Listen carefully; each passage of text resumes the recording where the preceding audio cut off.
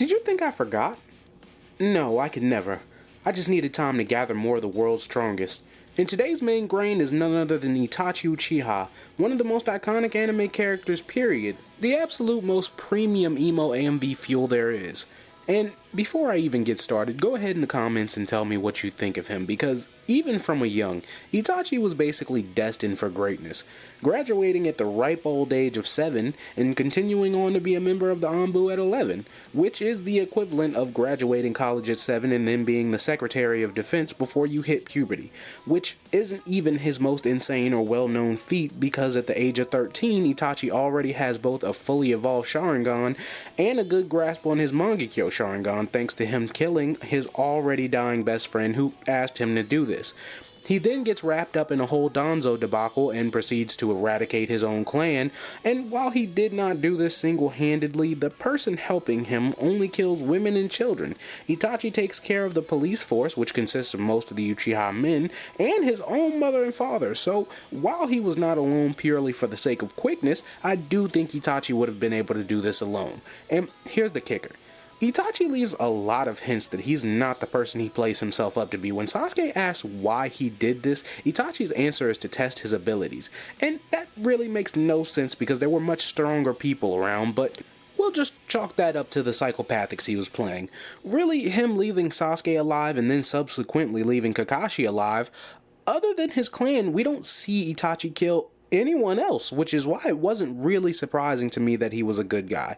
But I'm getting ahead of myself, because the reason that that's revealed is because of the seed that Itachi planted in Sasuke to come after him and kill him, which leads Sasuke to leave the village in search of enough power to kill him.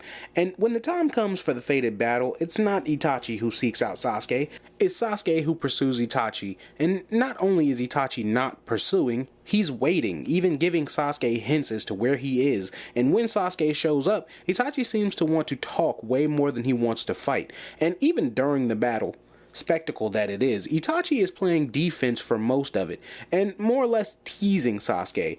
And you know this already, but Itachi has the second most emotional death in the series, second only to Jiraiya, and fun fact, these two die on the same day, which, damn, there's not enough rain in the world.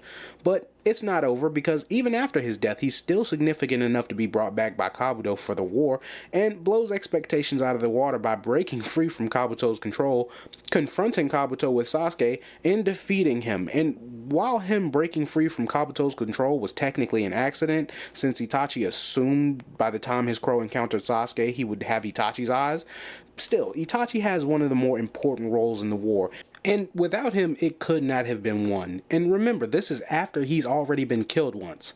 That's more than sick, that's nasty.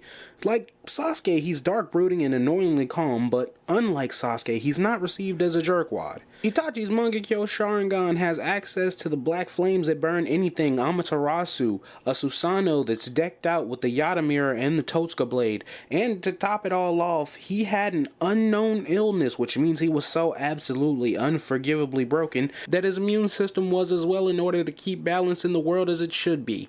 And it's why Itachi's seat is solidified on the panel of World's Strongest. That thunder on me clap, make a nigga think before he act. Have a nigga dying on his back, then we double back. Shooters leaving rubber where you at, that's why niggas never wanna match.